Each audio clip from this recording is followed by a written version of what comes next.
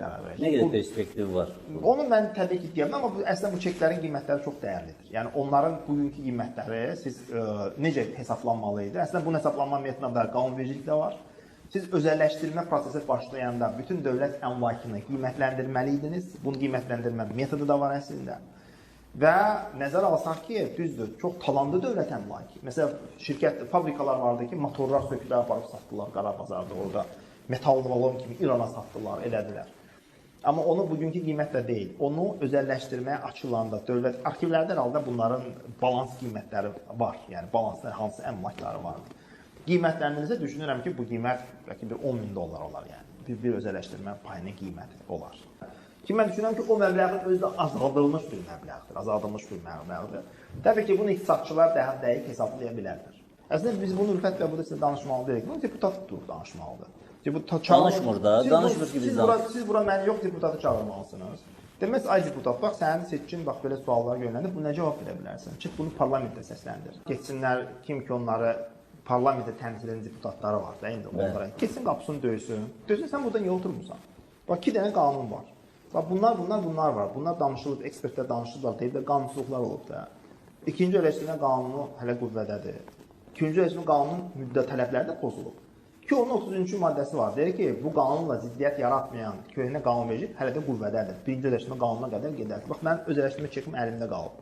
Niyə bu məsələni parlamentdə durub danışmırsan? Şikayətçilərin çox hamısı yaşlı insanlardır, çoxu pensionerdir. Hamısı yazır ki, bu çek məndə qalıb, mən onu istifadə edə bilməmişəm, istifadə etmək istəmişəm, müəssisəmiz özəlləşdirilməyib, yəni istədiyim yüzlərlə şikayət onun altında görmək mümkündür. Ki, onlar deputatlardan çox incitdilər. Çünki deyirlər ki, qanunların icrasında əsas öhdəlik deputatlardadır, Milli Məclisin üzvlərindədir, amma onlar bu məsələni danışmırlar. Korporativ maraqlara görə mi danışmırlar, siyasi maraqlara görə mi danışmırlar və yaxud ümumiyyətlə danışmırlar, qorxurlarmı? Amma faktiki olaraq budur ki, vətəndaşların əllərində xeyli sayda bu çeklər qalıb. Onları ya kompensasiya edilməlidir, ya çek investisiya fondları qurularaq vətəndaşlardan çekləri yığmalıdırlar və broker kimi həmin fondlar onları özəlləşdirmədə yerləşdirməlidirlər ki, vətəndaşlar oradan daha sonra dividendlərini ala bilsinlər, yəni qazanclarını götürə bilsinlər, amma bu ədalətsizlik aradan götürülməlidir. Yoxsa bu götürülməsə bu həmişə danışılacaq. Yəni ümumiyyətlə publik məsələləri müzakirəyə çıxartmaq istəmirlər bu insanlar. Yəni, ictimai marağın olduğu məsələləri müzakirəyə çıxartmaq istəmirlər. Korrupsiya faktlarını gündəmə gətirmək istəmirlər. Yəni, o təyin olmuş şəxslər orada. Halbuki isə deyim ki, bütçə üzərində nəzarətdir. Məsələn, həyata keçirən əsas orqan baxanda belə parlament, normal bir dövlətdə. Və o insanlar vətənlərinə xəyanət edirlər. Mən onu başqa ad verə bilmərəm. Yəni, yetimin haqqını birisi yeyirsə, ona nəzarət etməli olan şəxs onu nəzarət eləmirsə, o sədim ermənidən daha acılaf insandır. Çünki erməni cəbhənin o bir tərəfində bizim sən düşmənindir. Bu sənin üçün gizli düşməndir. Nəslin düşməni, tarixin düşməni, gələcəyin düşməni. Bilirsiniz ki, artıq inamını itirmiş, qəbullarda gözləmək, şikayət ərizəsi yazmaq istəməyənlər qədər zərər çəkən var ki, yaxın gəlməyib. Çünki bilir ki, çox şey gözə külüb sürməkdir. Onlar sadəcə istifadə olunmaq üçün alətdir və zorla əllərindən alınanın yarısını da geri qaytarmaq üçün, yarısını da rüşvət verməlidir. Biz dövlət qurmamışıq ki, onu bu şəkildə talan etsinlər. Vəzifə daşıyanların xeyli hissəsində heç bir haqqı yoxdur, amma özlərini elə aparırlar ki, elə bil dağıdıb yeyirlər ki, elə bil bu dövləti onlar yaradıb və öz şəxsi məqsədləri üçün. Xeyr, bu dövləti quranların çoxu nimdaş kostyumda və möhtac yaşayır. Qurulan dövlətin qorunmasında iştirak olmayanların qəbulunda boynunu bükür. Biz Ermənistanla müharibəni qazandıq, indi daxildə müharibə elan etmək və normal cəmiyyət quruculuğuna mane olanları cəzalandırmaq zamanıdır. Təşəkkür edirəm. Dostlar, çox adam, hətta bəzi hüquqşünaslar dövriyyə, tədavül və tədiyyə nə olduğunu hələ də bilmir. Dövriyyəyə buraxılma hər hansı mülkiyyət hüququ verən daşınar və ya daşınmaz əşyanın, o cümlədən qiymətli kağızların istehsal olunaraq əvəzli və ya əvəzsiz olaraq verilməsidir. Məsələn, pullar dövriyyədə tədiyyə ödəmə vasitəsidir. İstiqrazlar isə dövriyyədə tədavül vasitəsidir. Yəni, satıla və banka girov qoyula bilər.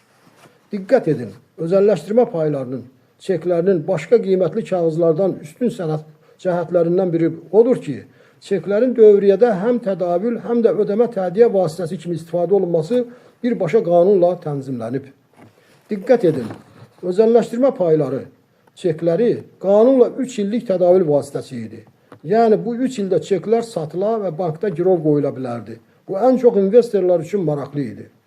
Ancaq çeklərini satmayan vətəndaşlar və investorlar üçün qanunla bütün özəlləşdiriləcək orta və iri müəssisələrin 65%-nin dəyərinin ödənilməsi zamanı çeklər bütün özəlləşdirmə dövründə müddətsiz olaraq ödəmə tədiyyə vasitəsi idi. Özəlləşdirmə qanununun icrası üçün Heydər Əliyevin imzaladığı və bugün də qüvvədə olan özəlləşdirmə çekləri haqqında əsasnamənin 5-ci bəndi ilə bütün özəlləşdirmə dövründə ödəmə vasitəsi kimi çeklərin qəbulundan imtina etmək qəti qadağan olunur. Yəni, tədavül vasitəsi kimi çeklərin dövriyyədə istifadəsi qanunla dayandırıla bilər. Ancaq qanun bu halda özəlləşdirmə paylarının yenə də dövriyyədə qalmasını və ödəmə tədavül vasitəsi kimi bütün özəlləşdirmə dövrü üçün istifadəsini birbaşa tənzimləyib. İmperativ qayda olaraq özəlləşdirmə zamanı istifadə olunmayan özəlləşdirmə payları qanunla ancaq və ancaq dövlət tərəfindən yaradılacaq investisiya fondlarına qoyularaq dövriyyədən çıxarıla bilər. Mərhum Heydər Əliyev vəfatından sonra Prezident İlham Əliyevin etibarından sui-istifadə edən oliqarx məmurlar 2004-cü ildə ilk dəfə olaraq qanun qüvvəsində olmayan fərmanla güya özəlləşdirmə çeklərindən istifadə müddətini artırmaq adı ilə ödəmə tədiyyə vasitəsi kimi müddət qoydular. Yəni, dövlət cinayəti edilərək özəlləşdirmə payı olaraq mülkiyyət hüququnu təsdiq edən və dövlət investisiya fondları yaradılana qədər bütün özəlləşdirmə dövrü üçün dövriyyədə ödəmə vasitəsi kimi istifadəsi qanunla qorunan bir qayda konstitusiyaya tam zidd olaraq 2004-cü ildə 75 nömrəli fərmanla məhdudlaşdırılaraq sonradan ləğv olundu. Bu isə konstitusiya qanunlarının və beynəlxalq insan hüquqlarının çox kobud pozuntusudur. Burada xüsusi bir qeyd də edim ki, vətəndaşların, deputatların və məhkəmənin bilməsi vacib olan iki şey var. 1. Konstitusiya və qanunla mülki məcəllədə maddə 153.3 əmlakın fiziki və hüquqi şəxsin mülkiyyətində Azərbaycan Respublikasının dövlət və ya bələdiyyələrinin mülkiyyətində olmasından asılı olmayaraq əmlaka mülkiyyət hüququnun, əmlaka sahiblik, ondan istifadə və ona dair sərəncam hüququnun əldə edilməsi və ona xitam verilməsi xüsusiyyətləri yalnız qanunla müəyyənləşdirilə bilər. Eyni zamanda, bu ikinci bənddir, eyni zamanda konstitusiyaya əsasən heç bir fərman mülkiyyət hüququndan istifadəni, yəni qanunla dövlət qiymətli kağızı olan özəlləşdirmə çeklərindən bütün özəlləşdirmə dövründə tədiyyə ödəmə vasitəsi kimi istifadəsini dayandıra bilməz. 15 ildir ki, özəlləşdirmə qeyri-qanuni şəkildə aparılır. Çünki bugün qüvvədə olan özəlləşdirmə qanununun 10-cu maddəsi ilə özəlləşdirmə çekləri ödəmə vasitəsi hesab olunur. Əziz dostlar, əsas məsələ odur ki, tədavül və tədiyyə vasitəsi kimi özəlləşdirmə çeklərinin istifadəsi zamanıda, istifadəsi fərmanla da olsa, başa çatandan sonra qanunların, konstitusiyanın və mülki məcəllənin qoyduğu qaydalara uyğun olaraq bu çeklər qiymətli kağız kimi kompensasiya ödənilərək dövriyyədən çıxarılmalı idi. Bütün məhkəmələrdə vəkillər hüquqi faktlarla qanunla qiymətli kağızların dövriyyədən çıxarılması qaydalarının hazırlanmasına və dövriyyədən çıxarılmasına nəzarətə cavabdeh olan ali dövlət orqanlarının rəsmi sənədlərinə əsaslanaraq çeklərin hələ də dövriyyədə olduğunu təsdiq etdilər. Dostlar, çox maraqlıdır ki, əvvəllər hamı Kərəm Həsənovu söyürdü. Ancaq özəlləşdirmə çekləri qrupunun ağsaqqalları 15 aprel 2025-ci ildə prezident aparatında onun qəbulunda olanda o açıq aydın bir mesaj verərək vətəndaşların qanunla bağlı, qanunla haqlı olduğunu izahını vermişdir. Demişdir ki, əgər özəlləşdirmə çekləri qanunvericiliklə dövriyyədən çıxarılmış olsaydı, o zaman bu çeklər 100 minlərlə insanın evində sağ-salamat qalmazdı. O demişdir ki, dövriyyədən çıxarılan qiymətli kağızlar qanunla mütləq şəkildə məhv edilməli idi.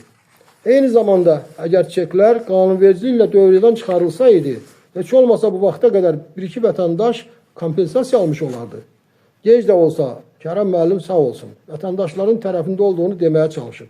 Ancaq maraqlı bir olan odur ki, bəs o kimdən qorxur ki, bu cinayət barədə nə cənab prezidentə, nə də xalqa bu həqiqətləri açıb deyə bilmir? Dostlar, qədim kitablarda yazırlar ki, eyni vaxtda 40 adam tam ürəkdən 40 gün eyni duanı edərsə, bu hadisə mütləq baş tutur. Ancaq sizdən xahiş edirik, qarğış duası yox. Gəlin hələlik alqış və kömək duası edək. Qoy cənab prezident özəlləşdirmə çekləri barədə olan haqsızlıqlardan tam xəbər tutmasına Allah özü kömək olsun. Dostlar, məsələ tək dualıq da deyil. Hər birimiz aktiv olmalıyıq. Deputatlarımızın ürəkli, qeyrətli, ədalətli olmağını arzu edək. Sizdən hərəkət, Allahdan bərəkət. Paylaşın və deputatlarınıza müraciət edin, dostlar. Hər bir deputatın ailəsində, dostları və qohumları arasında dövlətə, qanunlarımıza və Ulu Öndər Heydər Əliyevə inanaraq özəlləşdirmə çeklərini satmayı ümidlə saxlayanlar var. Ancaq deputatlar siz onlara müraciət etməyincə bu barədə danışmağa qorxurlar. Bəziləri isə hüquqi, qanunları və konstitusiyanı bilmədikləri üçün susurlar. Dostlar, Facebookda özəlləşdirmə çekləri qrupundakı və YouTube'dakı özəlləşdirmə kanalında olan bütün məlumatları onlara çatdırmağa çalışın. Öz ürək sözlərinizlə müraciət edin. Xalqına qarşı olan bu cinayətə biraz qalmış əmlak payı haqqına göz yuman deputat ancaq bu xalqın düşməni ola bilər. Allah böyükdür. Facebookda özəlləşdirmə çekləri qrupunda və başqa qruplarda paylaşın. Hamı paylaşsın. Çünki hər paylaşanda 100 adam görür. İnanırıq ki, siyasi mövqeyindən asılı olmayaraq, xalqını sevən qeyrətli insanlar bizə kömək edəcək. Hər biriniz öz müraciətinizi video kimi çəkib paylaşın. Ümid edirik ki, hamı əziyyət çəksə, səy göstərsə, tezliklə prezidentə düzgün məlumat çatacaq. Bu haqq işində əziyyətli olan hər birinizi, ailənizi və sevdiklərinizi Allah xoşbəxt eləsin. Qanuna və dövlətə inanaraq özəlləşdirmə çeklərini satmayı ümidlə saxlanırlar. Allah köməyiniz olsun.